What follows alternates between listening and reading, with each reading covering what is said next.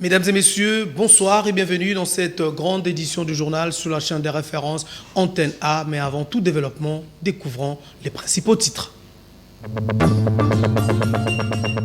COP26 à Glasgow en Écosse, le président Félix-Antoine Tshisekedi Tshilombo a signé conjointement avec le Premier ministre britannique Boris Johnson les documents accordant 500 millions de dollars pour la préservation de forêts d'Afrique centrale pour une durée de 10 ans. Les autorités congolaises veulent en finir avec la guerre dans l'est de la RDC. Le chef d'état-major général Célestin Mbala séjourne à Bunia. Pour cet objectif, il a parlé avec les différentes couches sociales. Canal Plus a lancé officiellement ce 2 novembre la nouvelle chaîne 100% Lingala Maboke TV, captée sur Canal 39 et 352 à partir de l'abonnement Access et sur Easy TV Canal 9.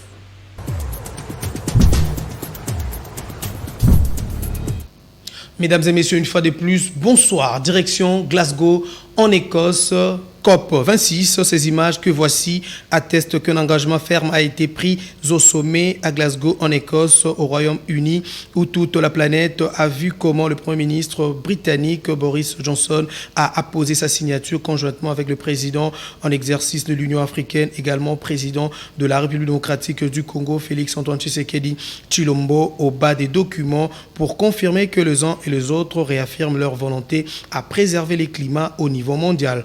En effet, l'Afrique a beaucoup à donner pour parvenir aux objectifs de préservation de forêts pour l'équilibre. 500 millions de dollars ont été convenus pour les 10 ans à venir afin de préserver les forêts, notamment en priorité du bassin du Congo. Une centaine de chefs d'État et de gouvernement participent aux travaux de la 26e conférence des Nations Unies sur les climats COP26. Comme à Rome, Fachi, Félix-Antoine Tshisekedi Tshilombo a été le porte-voix du continent africain.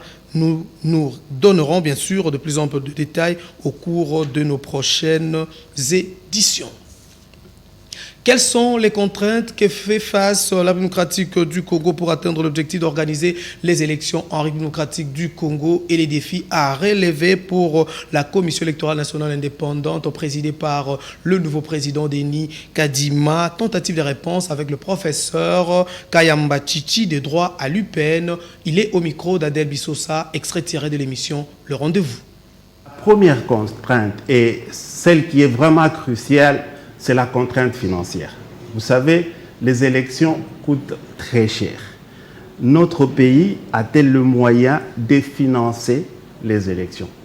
Donc, c'est la question liée au financement des élections. Déjà, je vais vous dire que dans ces planifications, la Commission électorale indépendante avait prévu pour les échéances de 2023 un plan de décaissement de l'ordre de 900 millions de dollars pour ces élections présidentielles, législatives et provinciales. Et nous avons aussi l'objectif de coupler ces élections avec les élections locales, communales, urbaines, etc., etc. Donc il faudrait ajouter une prévision monétaire de l'ordre de 400 millions. Je ne fais que relever les défis qu'il y a devant nous et qu'il convient que la classe politique, les institutions politiques en prennent conscience, non pas comme des obstacles incontournables, mais sinon que ce sont des problèmes qui convient de prendre des stratégies pour le relever, pour les obstacles, les écueils à évincer. L'installation de la Commission électorale indépendante, qui est présidée par M. Kadima, elle est confrontée à des grands défis. D'abord, il faut saluer que le bureau a été installé, c'est déjà un premier pas parce que c'était un préalable nécessaire. Mais deuxièmement, après l'installation, il y a la question du démembrement de la CENI. La CENI a des ramifications il y a des démembrements qu'il faut opérer. En plus de ce démembrement, il faut passer au recrutement et à la formation de ce personnel qui vont accompagner le processus, toutes les opérations électorales.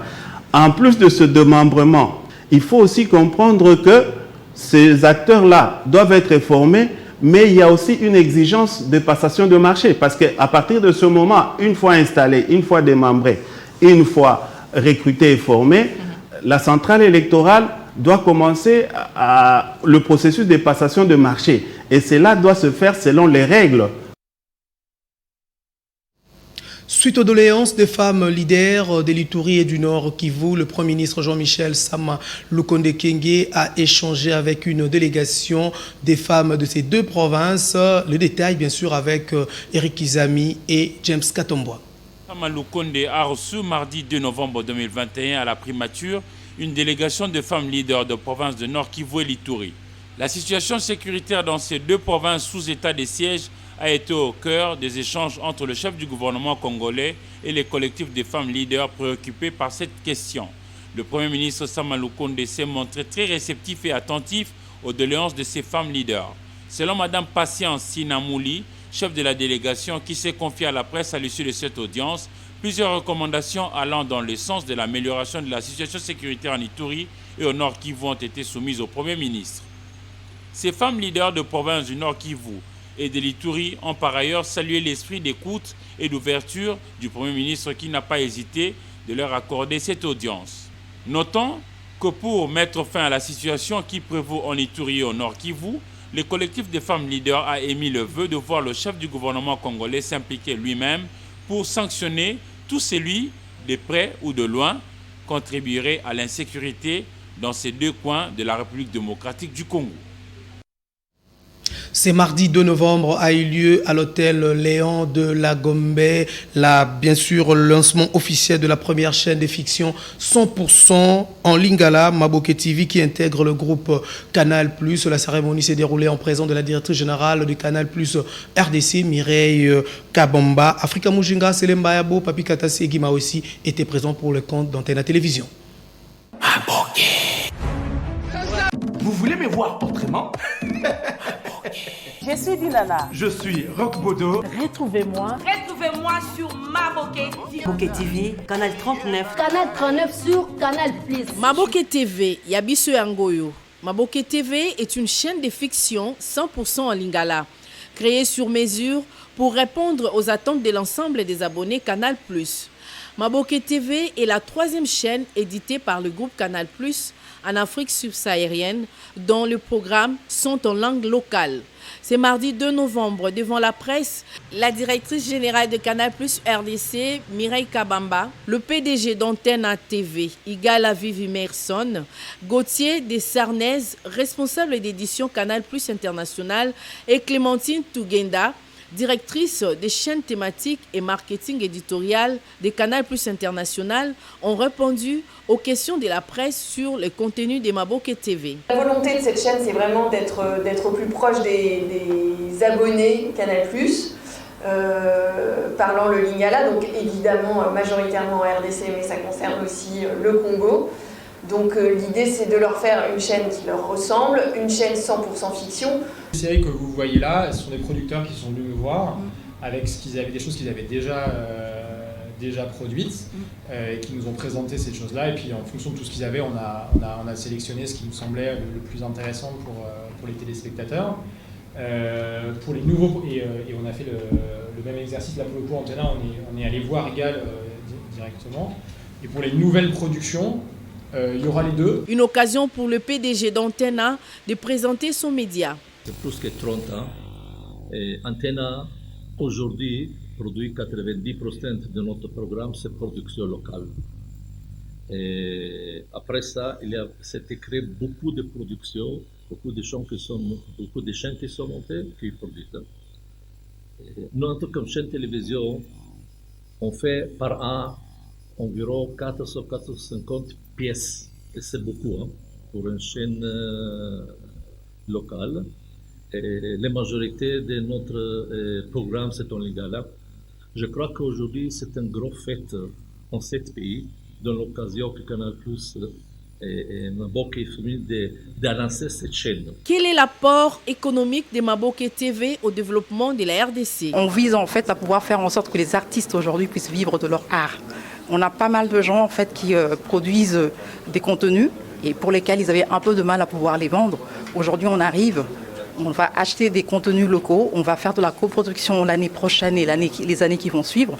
Donc on se dit qu'on apporte des investissements dans le secteur de l'audiovisuel et on va continuer à le faire en fait. Maboke TV est une chaîne dédiée à l'univers du Maboke, véritable symbole de la culture congolaise à travers ses séries, son cinéma et ses programmes d'humour et musicaux. Elle est disponible sur Canal+, dans Canal 39 et 352 et dans Easy TV, Canal 9. Rendons-nous dans la partie est de la République démocratique du Congo où le chef d'état-major général des FARDC en séjour à Bunia dans la province de l'Ituri a échangé avec les différentes couches sociales sur les questions de l'ère. Les détails dans ce reportage. De la situation sécuritaire, d'inspection des troupes et des commandements en province de l'Ituri, le chef d'état-major général de forces armées, le général d'armée Mbala Moussense Célestin, a premièrement échangé avec le réseau des femmes leaders et le membre de la société civile. Question d'obtenir leur adhésion massive pour la réussite de l'état de siège. Annie Maudit, coordinatrice des caucus de jeunes femmes leaders, déclare que les femmes sont déjà en action pour la restauration de la paix en Ituri et appelle les femmes à adhérer massivement au sein des forces armées. Notre rôle en tant que femme est d'appuyer sur notre corde de maternité, sur notre corde de sensibilité humanitaire pour transformer ces hommes, ces jeunes hommes ainsi que ces femmes qui ont choisi un mauvais côté à se transformer en acteurs et actrices pour la consolidation des paix. Les coordonnateurs de la société civile de l'Ituri s'est lui aussi inscrit dans la logique d'accompagner l'administration militaire mais attend des actions concrètes du haut commandement de l'armée. Le chef de l'armée nous a dit qu'il a bien écouté notre préoccupation. Il a promis des réponses incessantes pour toute cette préoccupation que la population de l'Ituri ressent à ce moment. Il appelle la population à l'apaisement. La présence du chef d'état-major général de forces armées à Bunia, c'est aussi donner de nouvelles directives opérationnelles afin d'en finir avec le groupe armé en Ituri et restaurer l'autorité de l'État. Les jeunes leaders de l'Ituri s'insurgent contre la persistance de l'insécurité dans cette province. Ces derniers affirment que le gouvernement central n'a pas montré une volonté politique pour la réussite de l'état des sièges en Ituri et au Nord Kivu. Les détails avec notre correspondante sur place, Charlie Omba. À conclure qu'il y a absence de la volonté politique, entre autres, du président de la République lui-même, mais aussi de son gouvernement et de tous les parlementaires.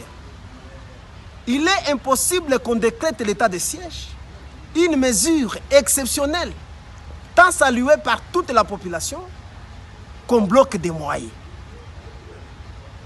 L'état de siège a besoin de moyens logistiques, a besoin de moyens humains, mais aussi des moyens financiers. Je pensais que comme c'est une mesure exceptionnelle, et d'ailleurs laquelle qui était saluée et attendue par toute la population, l'urgence se ferait pour que tout soit mis en œuvre en fait qu'il y ait des palpables, qu'il y ait des concrets, qu'il y ait de la volonté manifeste de ces politiques. Les mêmes politiques qui prorogent l'état de siège, ce sont des mêmes politiques qui ne s'impliquent pas pour sa réussite. Nous vous informons que même le président de l'Assemblée nationale avait dit aux députés « Vous devez quitter les groupes armés ». Alors nous, on s'était posé la question. Il avait observé certains députés qui étaient dans des groupes armés, ou soit c'était une façon de leur dire que non, ils doivent s'investir pour que la paix revienne. Le gouverneur militaire du Nord Kivu, le lieutenant-général Constant Ndima, a procédé à la remise officielle des engins roulants pimpant neufs aux unités FARDC et de la police nationale congolaise dans la ville de Goma. Une dotation du président de la République démocratique du Congo, Félix Antoine Tshisekedi Tshilombo, qui s'inscrit dans le cadre de la montée en puissance des FARDC sur différents fronts au Nord Kivu, ainsi qu'une ambulance pour l'hôpital militaire. Regardez. L'eau d'engins roulants aux unités des forces armées de la République démocratique du Congo et de la police nationale congolaise ce 1er novembre 2021. Au nom du chef de l'État congolais Félix Antoine Tshisekedi, c'est le gouverneur de province du Nord Kivu, le lieutenant-général Constant Ndima Kongba, qui a procédé à la remise officielle de cette dotation qui s'inscrit dans le cadre de la montée progressive en puissance des forces armées engagées sur différents fronts, dont cette partie de la RDC sous état de siège. Le gouverneur du Nord Kivu a par l'occasion exhorté les bénéficiaires à l'utilisation pour des raisons de service. Depuis la proclamation de l'état de siège, le président de la République, chef de l'État, commandant suprême de nos forces armées et de la police nationale congolaise, nous avait dit en consigne que l'état de siège sera monté en puissance au fur et à mesure du moyen de l'État, le moyen de la République. C'est-à-dire, nous vous remettons cet outil de travail ce jour. C'est pour vous faciliter l'itinérance et être à côté de vos éléments, aux côtés de vos unités, pour renforcer la sécurité dans vos entités et assurer donc le bien-être de la population. Le gouvernement provincial du Nord Kivu, le commandement de la police nationale congolaise, le centre de coordination des opérations, les secteurs opérationnels Sokola 1, axe sud et nord, la 34e région militaire, le 33e groupement forces navales et une ambulance pour l'hôpital militaire. Des véhicules pimpants neufs ont été remis pour améliorer l'itinérance pendant cette période cruciale au Nord Kivu. Des Goma, prenons la direction de la province de l'Équateur où José Maza Osukuma, notre correspondant, nous informe qu'une collation des grades académiques a eu lieu samedi 30 octobre à Mbandaka. 195 lauréats ont terminé leur cycle des licences. Cette cérémonie a été précédée par la présentation de trois nouveaux professeurs des universités produits de l'université de Mbandaka. Suivez. Une cérémonie de collation des grades académiques ce samedi 30 octobre 2021 dans la ville de Mbandaka. L'amphithéâtre professeur Dr Manguele de l'université de Mbandaka, Inimba, a servi de cadre de la remise des résultats de fin de licence aux lauréats de l'édition 2020-2021. Il s'agit de 30 pour la faculté des droits, 134 de l'environnement, 14 de la SPA, le 17 autres pour l'économie. Organisé par le recteur de l'université de Mbandaka, le professeur Dr César Bongambo Kassongo, cette opération avait 3 temps forts, notamment les différents discours suivis de la présentation des 3 nouveaux professeurs docteurs, dont le professeur Jean-Frigence Mobeki, Mawa, Zoziko et autres. Enfin, la collation des 195 lauréats, à savoir 30 dans la faculté de droit, 14 en SPA, 17 en économie et 134 en environnement, qui ont terminé soit avec distinction, soit avec satisfaction. Un accent particulier, la révérende pasteur Jeannette Bafalanga, qui n'a eu que des filles dans sa vie, et souvent objet de moquerie, s'est dit très satisfaite de voir 2 de ses filles terminer avec distinction. Retournons ici à Kinshasa, précisément à l'université Loyola du Congo qui a officiellement lancé l'ouverture de l'année académique édition 2021-2022 hier lundi 1er novembre en organisant une journée scientifique et une messe à l'Esprit Saint dite par Monseigneur Dona Bafuindi Soni, président du conseil d'administration. Popo Ziakwaou était là pour les comptes d'antenne. Cette ouverture de l'année académique à l'Institut Loyola du Congo a débuté par la séance académique en présence du Monseigneur Dona Bafuindi Soni, président du conseil d'administration de l'ULC. Le comité de gestion de cette université, le professeur, invité et plusieurs étudiants. Prenant la parole, tour à tour, le recteur et le secrétaire général académique ont martelé leur allocution sur l'excellence pour cette nouvelle année académique 2021-2022. Nous voulons démarrer cette année sous les signes de l'excellence. L'excellence est notre devise, Magis en latin. Et je souhaite que cette empreinte d'excellence soit marquée et accompagne toutes nos activités et au courant de cette nouvelle année. Excellence dans l'enseignement, dans la recherche, dans les services que nous rendons à la communauté congolaise et surtout pour excellence pour nos étudiants. Nous commençons l'année, tous les moyens ne sont pas réunis.